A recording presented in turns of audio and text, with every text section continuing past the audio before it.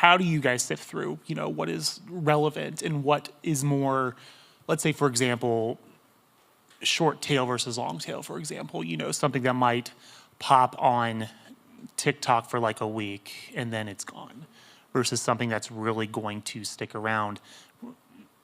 How are you guys sifting through that and like presenting that in a way that's meaningful to people? And how does that translate to someone in here who is looking at a dashboard and saying, oh my God, how do I decide, what to really focus in on?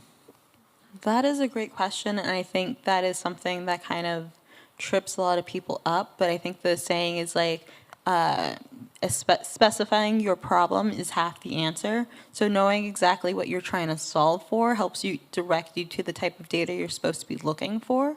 If you are trying to see how impactful TikTok is to streaming numbers, like you're only going to look at like the DSP streams versus like TikTok like ads and people using that sound, so that you can kind of like trim out the noise, because you're like, I'm looking at these specific things.